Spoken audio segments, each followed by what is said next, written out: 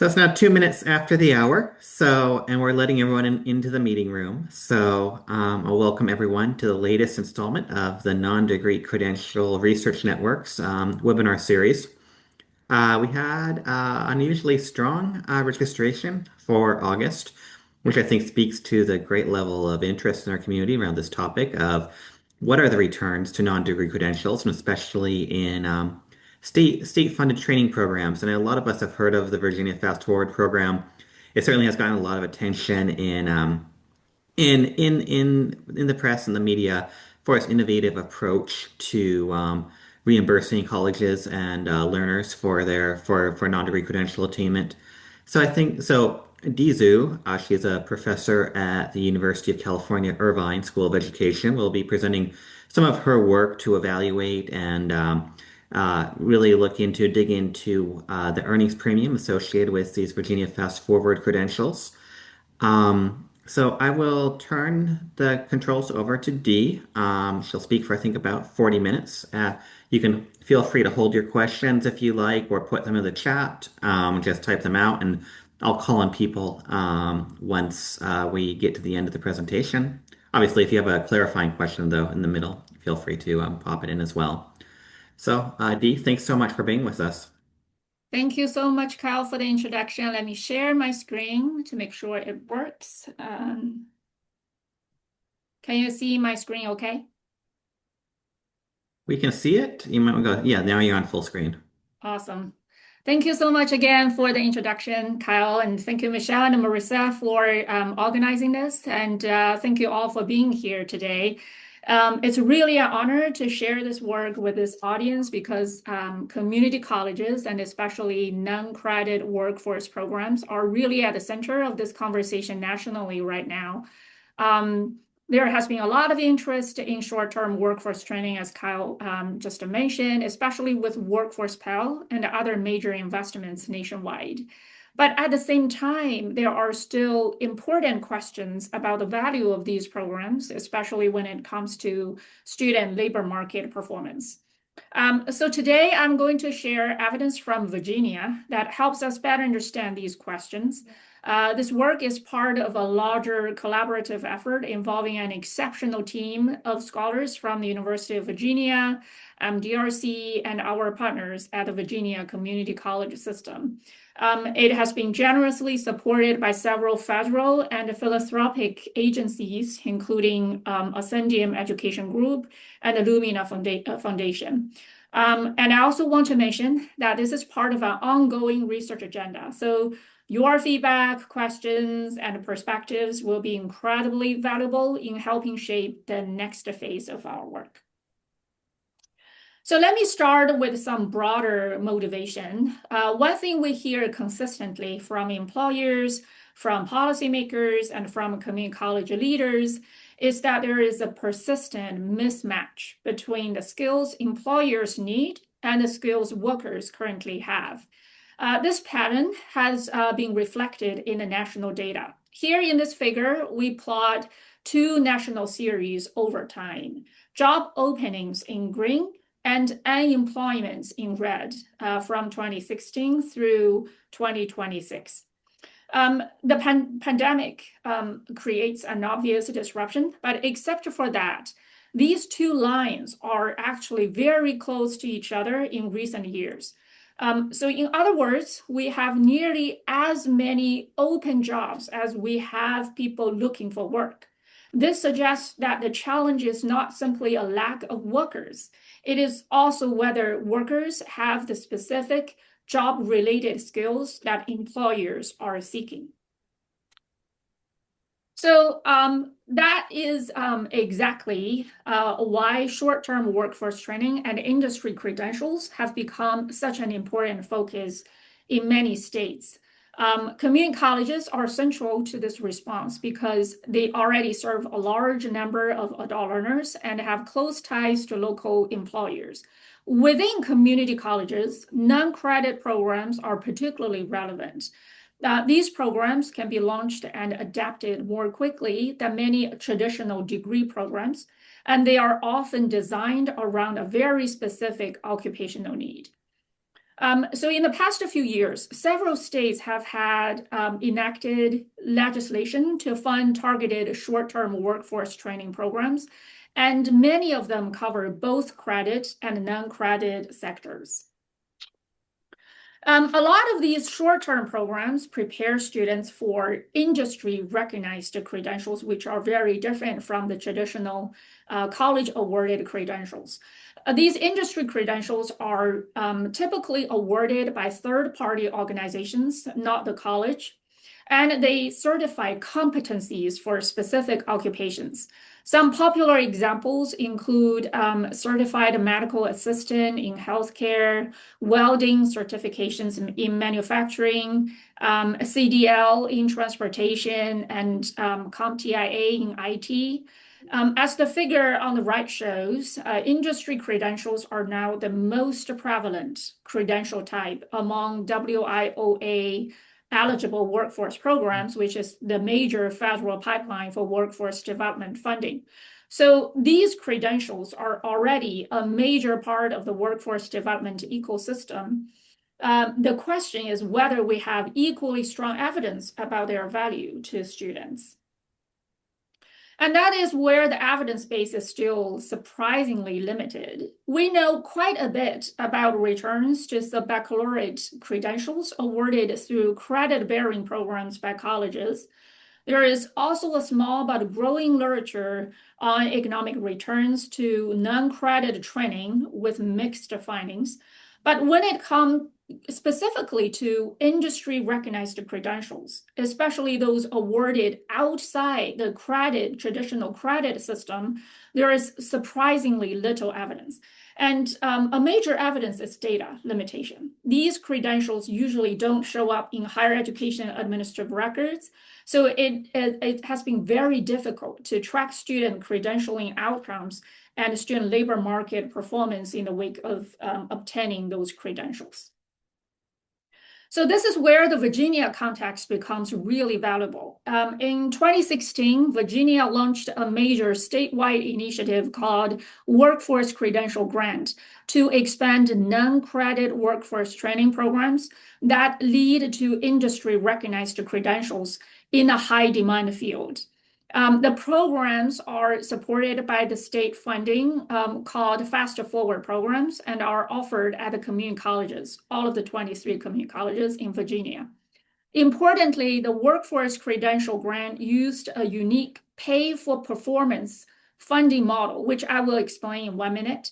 And this funding model leads to the collection of detailed administrative data that allow us to track student credentialing as well as their labor market outcomes over time. So building on this very unique data, we try to understand two key questions. The first set of questions is purely descriptive, but super important. We ask who enrolls in Faster Forward programs, what are their academic outcomes? We want to know whether these programs serve the same population as short-term credit-bearing programs currently offered at Virginia, whether students complete and earn credentials, and whether Faster Forward serve as a bridge into the credit-bearing sector after students complete the non-credit training. The second set of questions focuses on labor market benefits. We ask whether earning an industry credential through Faster Forward is associated with higher earnings, whether those returns vary across fields of study and different groups of students, and whether one mechanism is movement, helping moving students into higher paying industries. We also look at the value of Faster Forward participation overall, not only credential attainment, and then put the estimated gains in context by comparing them with program cost. So the goal here is to understand both whether the program works and whether the gains appear, where the gains come from. Here is a brief description of the Faster Forward programs. These programs are designed to be very short, typically about 6 to 12 weeks. So students can quickly gain skills during a very short period of time and enter the workforce right after. Each program leads directly to a third-party industry recognized credential, such as commercial driver's license, certified nurse aid, or welding certification. Eligibility is intentionally very broad. So students must generally be Virginia residents and at least 18 years old, with additional aid available for lower income students. The fields are not chosen by individual colleges, so the eligibility of the fields of study are actually chosen by the Virginia Board for Workforce Development. They identify high demand fields using a number of factors, such as the state's economic trajectory, educational requirements, and job openings. So they have been updating it annually, but based on the past few years since its inception, the identified high demand fields have been very stable over time. One important aspect of those faster forward programs are they are not created by educators or colleges in isolation. Local employers are often closely involved in the design of these programs. Some of the programs also have guaranteed internships with local employers to make sure that the training is well mapped to the local labor market need. Sometimes the local employers are included in developing the curriculum. So there are a lot of intentional involvements of local employers to make sure these faster forward programs are designed to address the specific needs of the local employers and local labor market. So this map shows where the Faster Forward programs are available, and it really meant to show that Faster Forward is a statewide system rather than a small pilot concentrated in a few institutions.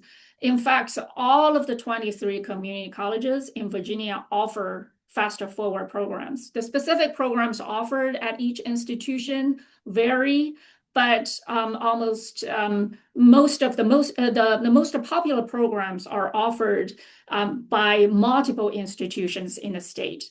And as we can see, the state has made it very clear where students can find information. There is a centralized website where students could find the different kinds of programs and where those programs are offered. So making the information super accessible and easy for students to navigate.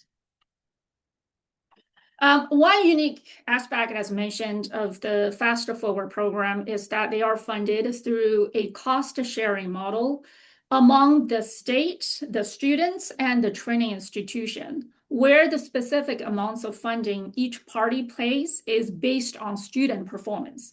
So if a student completes the training and subsequently earns the credential, then the student pays 1/3 of the cost, and the state pays the remaining 2/3 of the tuition.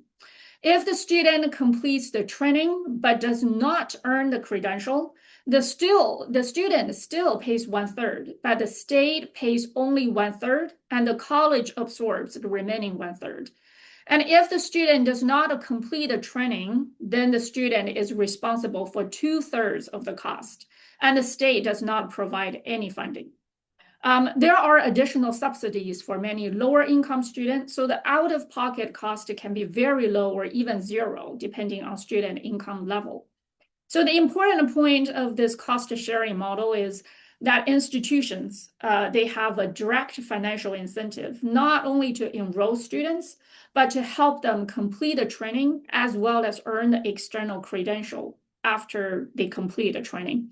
And because the credential is assessed by the third party, college has very limited ability to manipulate the credentialing outcome. So during our interviews with the colleges, there have been very interesting findings regarding how colleges have used a variety of strategies to help students stay on track, help them complete the program, and help them prepare or incentivize them to prepare for the upcoming credentialing exam. So for our analysis, we focus on students who enrolled in Faster Forward between July 2016 and June 2021, and who have at least one valid employment record in the UI data, the employment insurance data. We follow students through summer 2023 and focus on working age adults. The final analytic sample contains roughly 760,000 quarterly earnings records for about 26,000 individuals. This longitudinal structure is very critical for our identification strategy because it enables us to observe students for multiple quarters before and after faster forward participation and examine how their employment and earnings trajectories change over time, especially related to exiting enrollment and exiting the faster forward program. So our first set of questions intend to understand faster forward student characteristics and their academic trajectories. First, we found that faster forward programs attract and enroll a very different segment of the population than credit-bearing CTE programs offered in the credit-bearing sector at Virginia Community College System. Here, the orange bars in this figure shows the percent of faster forward student enrollments by subgroup population of students.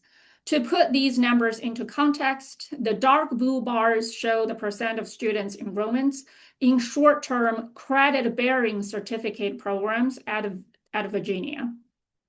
These are programs that are also focused on career technical training and typically require 1 year or less to complete. So we think these are most comparable in terms of the goal and the type of population served in the credit-bearing sector in Virginia. So the results indicate that faster forward enroll a very different type of students than credit-bearing short-term certificate programs. Faster forward enroll substantially higher share of male students, Black students, and older students. So from a post-secondary education access perspective, non-credit CTE programs such as Faster Forward may actually provide an important alternative pathway to skills and workforce opportunities for populations traditionally underserved in the credit-bearing sector. The second striking descriptive finding is the very high rate of program completion and credential attainment. About 95% of Faster Forward students, on average, complete a training, and about 70% earn an industry-recognized credential within 6 months. I just looked at the most recent report from Virginia. For the most recent cohort in 2024 to 2025, the program completion rate is almost 100%. So again, to put these numbers into context, less than 1/3 of students enrolled in the short-term certificate credit-bearing program at VCCS earned a college-awarded certificate within 2 years of initial enrollment. The performance-based funding structure may play an important role behind these numbers, but we're doing additional work to understand exactly what institutional practices help students reach the credentialing stage. So a natural question is whether Faster Forward, because they are non-credit short-term training, do they actually act as a springboard into the credit-bearing sector? In practice, we see relatively little movement in that direction. So this figure here shows that more than 60% of Faster Forward students have no prior or subsequent enrollment in the credit-bearing sector, and only fewer than 14% of Faster Forward enrollees pursue subsequent training in the credit-bearing program. Another interesting pattern we found is that roughly 1/3 of Faster Forward enrollees had prior credit-bearing enrollment, but only 20% of them earned a degree or certificate from this prior credit-bearing enrollment. So this suggests that Faster Forward may function as a distinct or alternative workforce pathway for students who are not able to receive a credential successfully in the credit-bearing side. Next, we turn to our main question of what are the labor market returns to Faster Forward participation and industry credential attainment. The first thing we look at is the industry credential. Is it associated with substantial economic benefits? So let me briefly explain what we're doing here analytically. So in this analysis, we examined how students' earnings changed after participating in the Faster Forward program. In particular, we look at quarterly earnings before and after training, and we compare those changes separately for students who earn the industry credential and those who participated in the same training, the same Faster Forward training, but did not earn any credential. So this allows us to answer two related questions. First, what are the earnings gains associated with Faster Forward participation overall? And second, to what extent are those gains driven specifically by earning the credential versus simply participating in the training? So here I use the event study to visualize the earnings trajectory around the credential attainment. On the left side, so here we can see here on the left side, we see the quarters leading up to Faster Forward enrollment. And on the right side of the figure, we follow students after they exit the program. Each dot here, we have a lot of estimates, but each dot here estimates the difference in quarterly earnings between students who earn an industry credential and those who also participated in Faster Forward training but did not earn the credential relative to the baseline period. The bars around the dots show the confidence interval, so how precise our estimate is. What we can see here is before Faster Forward enrollment. So here is the Faster Forward enrollment inception. Those estimated differences between the two groups are generally small and close to zero. This indicates that these two groups, credential earners versus people who participated in the training but who didn't receive any credential, have been following similar earnings trajectories before program enrollment. So they're fairly comparable. But after Faster Forward, we see a clear earnings advantage emergence for students who earn the credential, and the advantage persists over time. On average, earning the credential is associated with about $818 more in quarterly earnings, which is roughly a 10% increase relative to pre-enrollment earnings. We conducted a fairly extensive set of robustness checks to see whether our results would change based on different model specifications and different sample selection criteria. Rather than walking through every row, I just want to emphasize the overall pattern. The estimated earnings effect remains positive and of similar magnitude across alternative different estimators, alternative samples, and different model specifications. So the precise point estimate moved somewhat depending on the different samples and different identification strategies we use. But the substantive conclusion is very stable across all of the model specifications we have tried. So in addition to understanding the economic returns to earning an industry credential, we also ask a slightly different policy question of what is the value of Faster Forward participation overall? To do that, we estimate program participation effects separately for students who ultimately earn the credential and those who do not. So we see that overall pattern is participating in the Faster Forward program is associated with meaningful earnings gains overall. Even among students who complete the program but do not earn the credential, their earnings still increase significantly. So there is clear value to participating in the training. However, the gains are substantially larger for students who earn the industry credential. So when we compare the two groups, the additional earnings gain associated with earning the credential on top of program participation ranges between 700 to 740-ish, which is aligned with what we just reported regarding the returns to earning an industry credential on top of completing the program. So the main takeaway here is that while workforce training through Faster Forward itself improves earnings, earning the credential plays a critical role in unlocking the full economic benefit of these non-credit workforce training programs. And next, we break down the earnings returns to industry credentials by fields of study. What you are seeing here are separate regression estimates of the quarterly earnings gains for credentials in different occupational training categories. Overall, we see that returns are consistently positive across nearly all program areas, which is a very encouraging sign. So it's not only driven by one particularly effective program, it's positive across all of the fields of study we have looked at. However, we do see that some program areas stand out as delivering particularly strong returns. For example, credentials in transportation, primarily commercial driver's licenses, are associated with very large gains, often above 1,800 per quarter. So the takeaway here is that industry credentials are broadly beneficial to students, but some fields generate especially strong earnings improvements, which likely reflects differences in labor market demand and average earnings across occupations.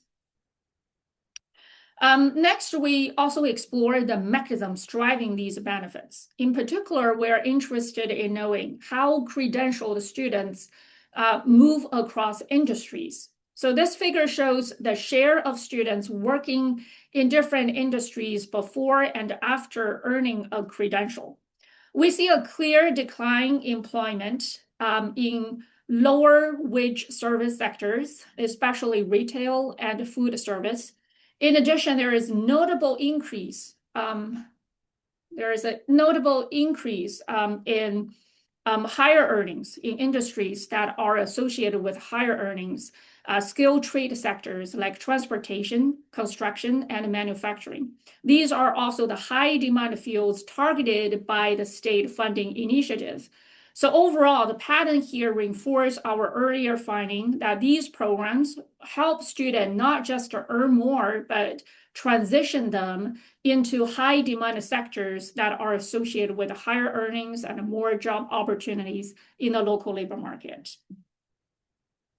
Finally, we try to put these earnings gains in relation to program cost, which is really important for policymakers and systems considering how to allocate limited resources across different fields of study or across different types of programs when it comes to workforce training.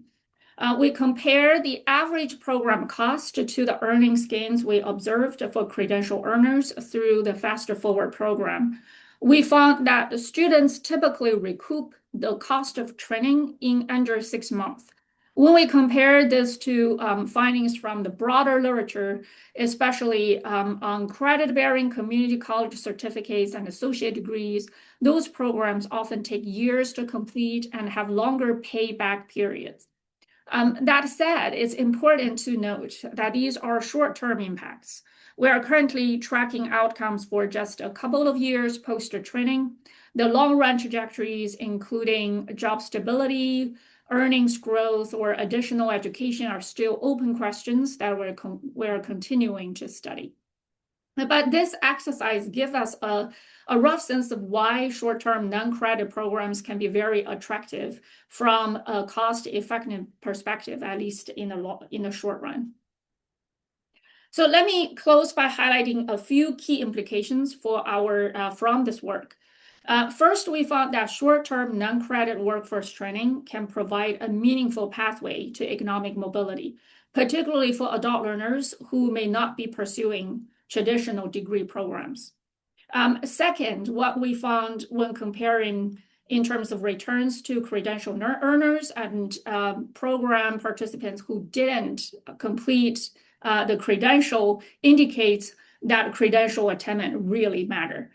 We see positive returns to participation overall, but the largest gains are concentrated among students who actually earn the industry credential. So this indicates that helping students not just to enroll in workforce training programs, but to successfully complete and earn the industry recognized credential is really critical. Third, Virginia's performance-based model of tying funding to credential attainment provides one example of how policy can align incentives around student success. This funding model is worth thinking carefully about when other states design similar programs. And finally, there is an equity and access dimension, which is really important for us to consider. Faster Forward is reaching students who look very different from the population in short-term credit-bearing programs. So non-credit pathways may complement rather than simply substitute for the credit-bearing system and potentially expanding access for underrepresented populations. So for those who are interested in learning more about our work, the different methods we tried in our analysis, the paper has now been published in the Journal of Public Economics, and I have attached the link to the slide. So for people who are interested, feel free to read the paper. And we'll also be happy to share the paper. Maybe I can send the paper to Michelle and then send to the group.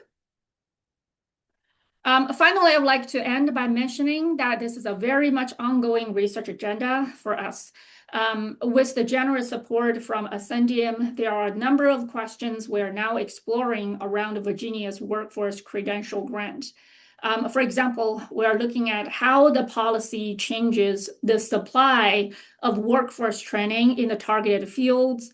What happens when non-credit and credit programs both lead to the same industry credential? How do students opt into different sectors, the non-credit versus credit? Do they lead to different academic outcomes? Do they lead to different labor market outcomes?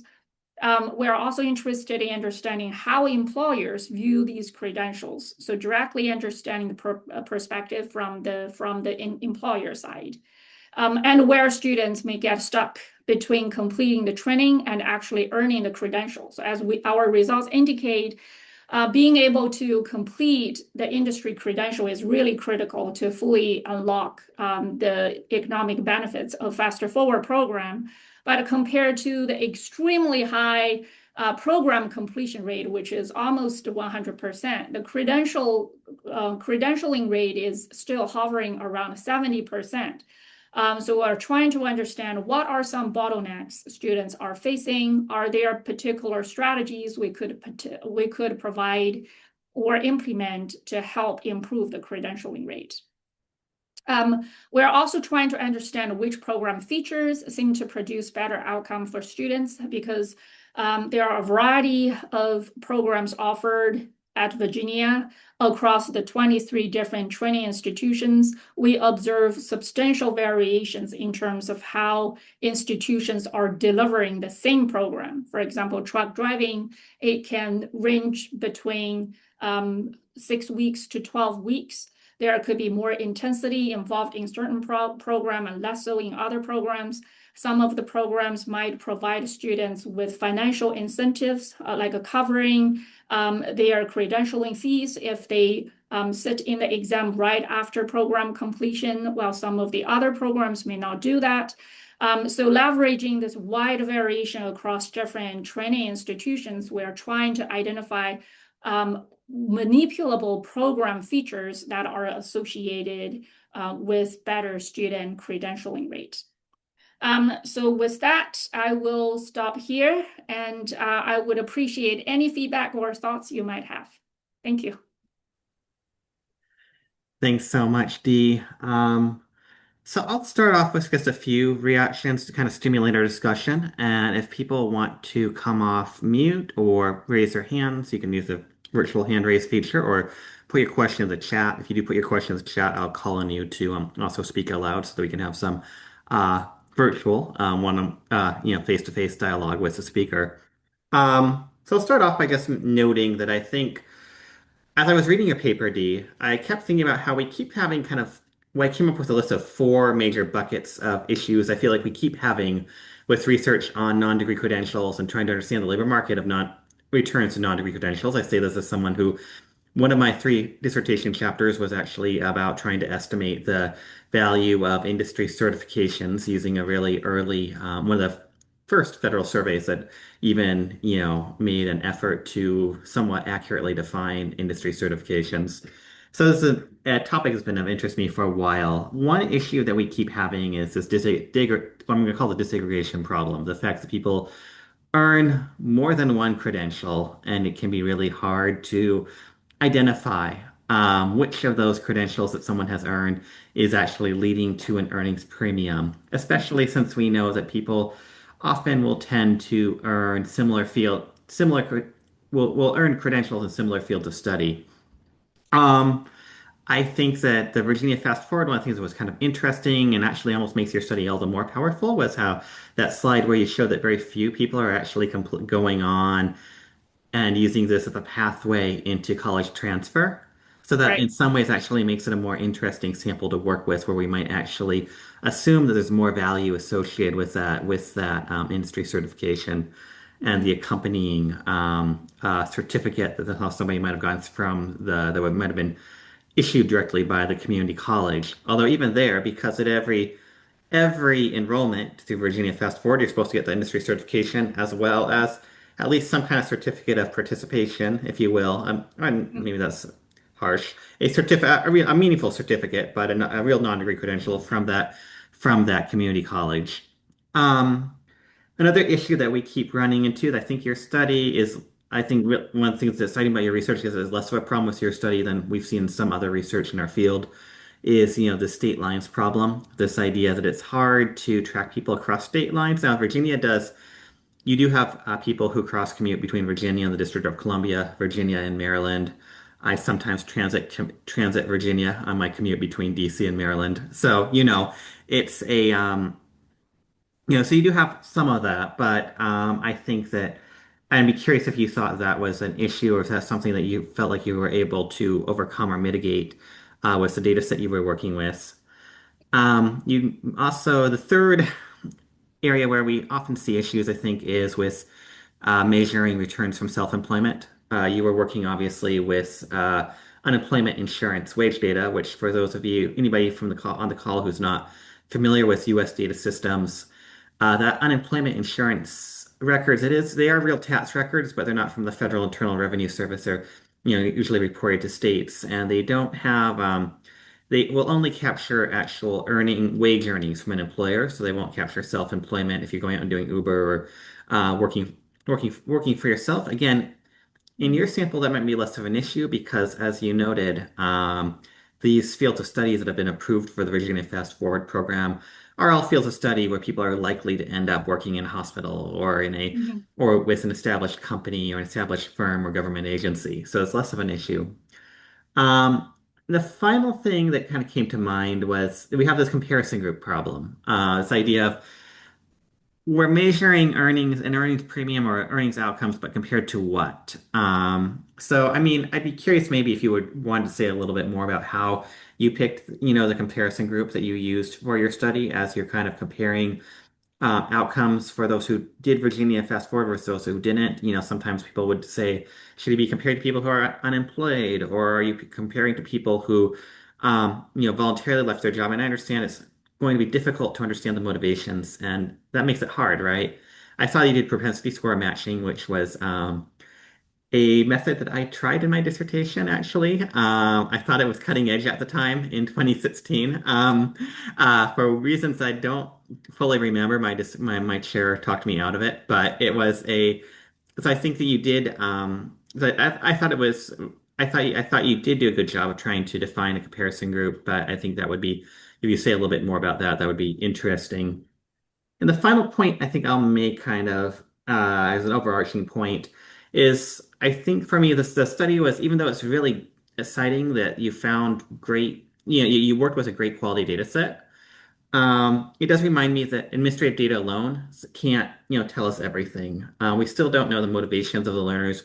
We still can't differentiate with the data set that you used, who was who turned to a who enrolled in a Virginia community college under Fast Forward because they had lost their job or what they were. We don't know much about the individual circumstances that led them into the program, and that's obviously going to impact outcomes. And I wonder, maybe the Virginia Fast Forward program, maybe was something about how it was marketed, or maybe there was something about who it attracted, or maybe attracted consumers who are slightly savvier about how they spend their tuition dollars because of the higher rate of discount compared to other community college programs in Virginia. We don't know, but I think Because for me, it made me think about just how valuable it is to have linked administrative and survey data, and how much I really hope that our federal statistical system will retain opportunities to make those linkages. So I've said a bit. You can respond if you liked anything I've said, or we can go into the chat and see all we have, or if anybody wants to raise their hands. I see Regis and Madeline have come off, have videos on so that you'll find the questions are coming. Yeah, I would be happy to answer. Thank you, first of all, for all of the thoughtful feedback. And it's a set of super important questions. I'd be happy to try my best to answer. And those are some of the methodological challenges we encountered in completing the analysis. As you mentioned, this is just a common challenges researchers are dealing with whenever we're estimating the economic returns to post-secondary education training. You talked about the state mobility. As you mentioned, that's right. In our UI data, we only know student labor market records within Virginia. So we do not have their employment records if they move to another state. But that said, for our current population, this particular program of Fast Forward is less of a concern because Fast Forward program is specifically designed to address the local labor market needs. So as I mentioned, a lot of the programs are co-designed with local employers, and most of the students, they have a very clear target of the local employer and local job opportunities when they enroll in this program. That said, for future research or researchers who have access to other types of data set that are able to track students nationwide, that would be super helpful to see. Actually, one of our ongoing research strand is to merge into the administrative data, the student voting records, like which would track student home addresses nationwide. This would allow us to not only see whether the individuals move out of Virginia, but also help us to understand whether going through the training or receiving the credential would help individuals to move to a different neighborhood. So do they move students to residential mobility into a neighborhood that are associated with more economic opportunities?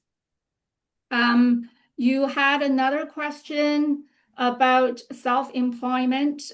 Again, I think this is definitely a limitation of the unemployment insurance data, but less of a concern in our particular setting because we interviewed many students. As I mentioned, it's a collaborative project. So we have a qualitative team from MDRC who has done a lot of super interesting and important interviews with students and program designers across the Virginia community college system.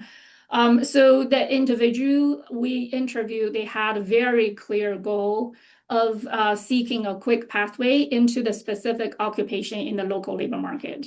Everyone we have interviewed. And in terms of their prior earnings, a lot of them are actually working in, as also showing the quantitative data, right? So in retailing, in the industries that or occupations that are associated with less stability or lower earnings. So they are trying to really using this opportunity or this training program to switch the career and industry. A lot of students we interviewed had that goal when they enroll in the Faster Forward program. And I saw a couple of people providing comments. Yeah, maybe Lindsay, if you want to come off mute and say a little bit about what you put in the chat. I'm trying to here. Hopefully, it says my connection's a little unstable. So if you can't hear me, sorry. I guess I was just interested in hearing, you were talking some, I think, answering my first question about like why such high success rates. And it sounds like there is an interview process and some clear demonstration of motivation to complete beforehand. And that might be one thing. And so I'd be curious to hear if there are other things that the program people. I can go look at, I can talk to Betsy or go look at the the MDRC paper too to see the Yeah, practices. yeah. But also, and also just really interested in your thoughts on, this is obviously a non-credit program, but like what might, if you were talking to community college leaders and helping them think through, should you go with short-term credit bearing programs or should you go with non-credit programs? Like what would you tell them and what are the trade-offs for these Yeah, things? thank you, Lindsay. These are great questions.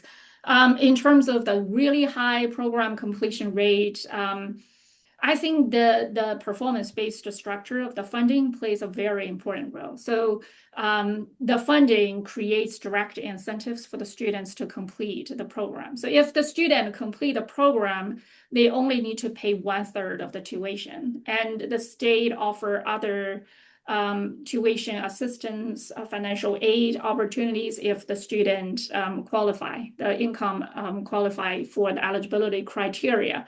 So for the students, they really have a very strong incentive to complete the program because if they do not complete the program, they have to pay back 1/3. So it's a very strong incentive for student to complete the program.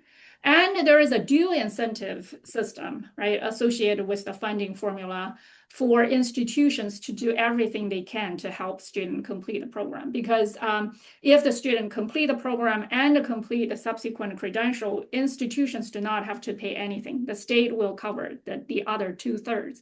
So I think this very unique funding model that is tied to student performance and creates this due incentive for both the students to complete the program and for the institutions to help students complete the program as well as attend the industry credential plays a very important role behind those very extremely high program completion and credentialing rates that I just presented.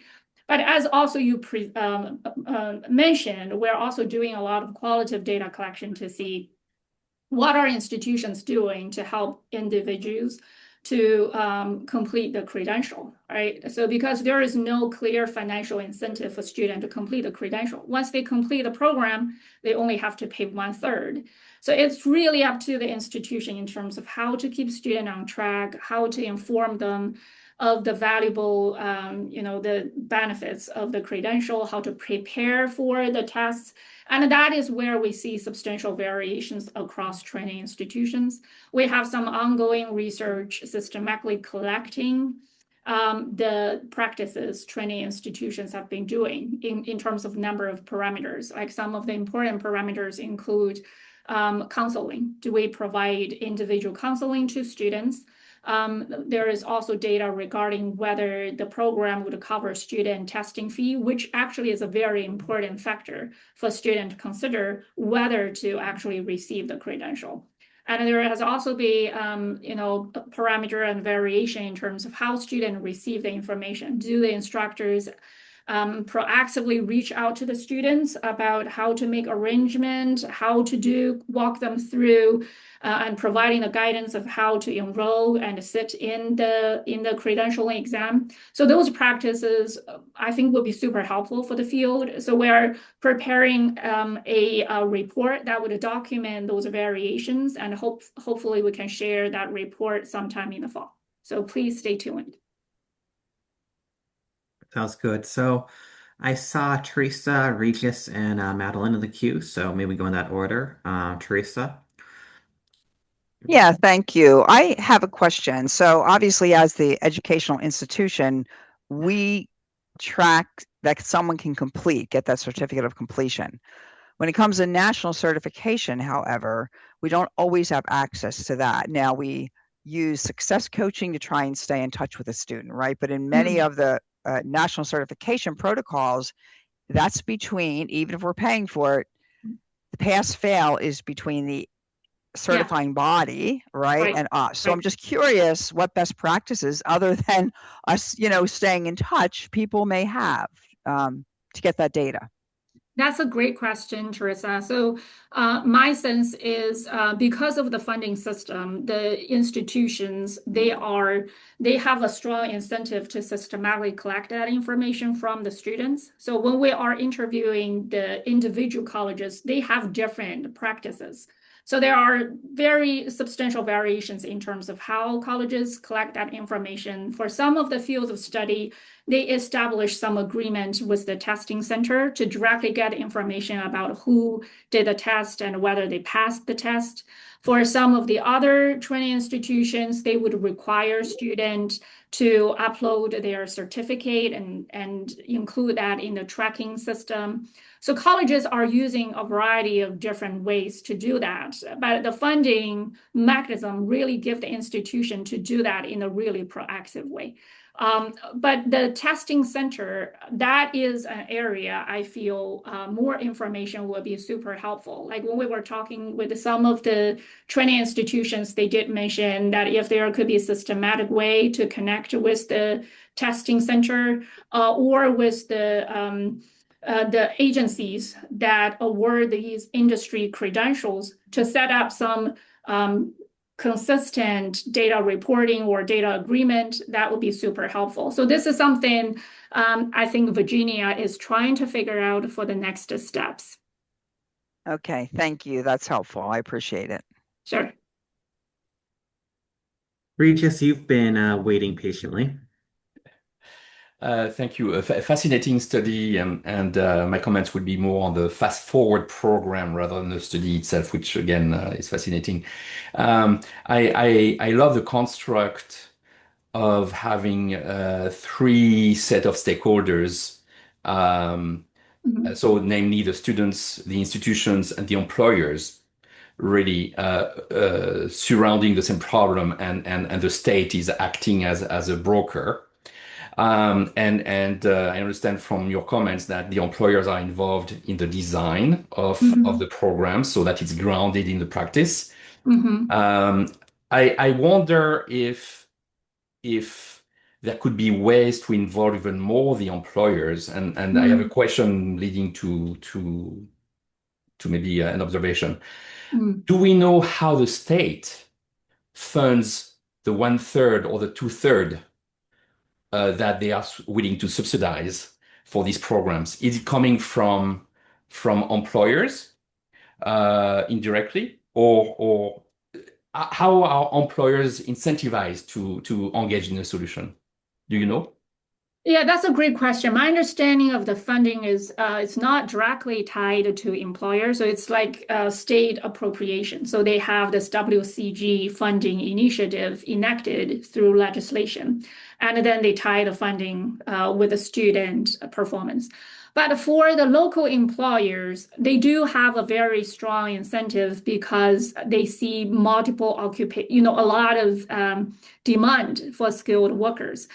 So being able to establish this collaboration with the local training institutions means that they will have access to the talent pool, right? Students who are trained and could potentially be specifically trained to fill the positions in their company. So for some of the training institutions we interviewed, they mentioned that actually even for the curriculum design, they would incorporate a specific advice from the local employer, like these are the skills that right now my company or local companies really need, and they really need it, and to be incorporated into the curriculum. And a lot of employers also establish this guaranteed internship. So for students who are enrolled in some of the training institutions or training programs, they would do intern in the local employers, which give the local employer a great opportunity to see how the students are doing and potentially select people for long-term employment. So the local employers, we haven't done substantial work from the employer side yet, and we are really eager and really curious about what we are going to learn from the ongoing work. But based on some of the conversations with the training institutions, the employers also had very strong incentives to be involved in this process because it gives them the benefits of identifying potential highly productive employees in the long run.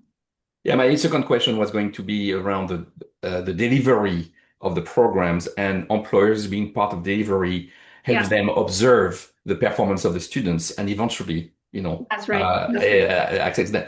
You answered that question through internship. That's the same way Yeah, to engage with the students. right. Um, Love it. Thank you. Sure. Thank you for the question.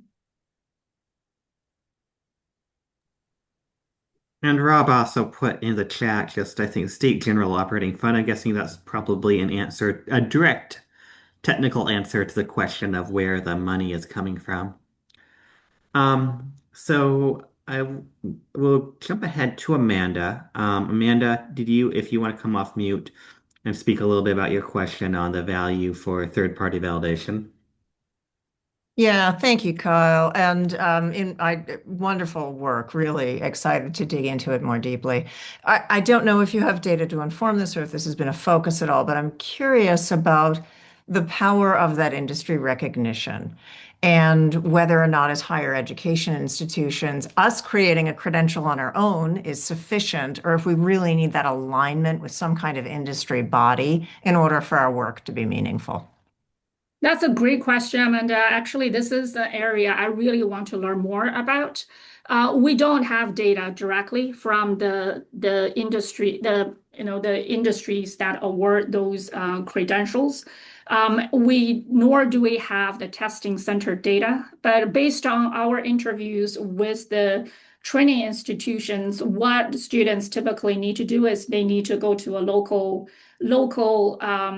testing center to sit on the test. It's depending on the specific credential. There are different components of the test the student need to go through. After that, the testing center data will be provided to the industry or the entity that award credential, and then the industry or credential award entities will decide whether the student meet the cutoff or not. In some of our ongoing work, we're trying to establish some data agreement with the local testing center because we feel that would be really helpful. Because right now we don't know, like we only know the credentialing rate is 70%, but we don't know what is the percent of students who actually enroll in the test. So between the gap of credentialing, not receiving the credential, but complete a program, what could be some bottlenecks? Is it student did not know the information, so they did not enroll in the test, or they actually went to the test but failed the test? And if so, what are some of the bottlenecks? Because it will indicate very different ways to support the students. Right now, this is something that Virginia is trying to do. Based on my understanding, they haven't had being able to establish data agreement with all of the testing centers, but this is definitely a direction they are trying to work on. So if any of the audiences here know any of the state that has successfully established those data sharing agreement comprehensively for all of the non-credit programs, I think that information alone will be super helpful for other states to learn from. But right now, we don't have that information in our data. I have an example from a European country Yeah, protected through GDPR, which protects consumer right, right, pretty right. heavily, Yeah, where actually employers who are payer of yeah, professional certifications, yeah.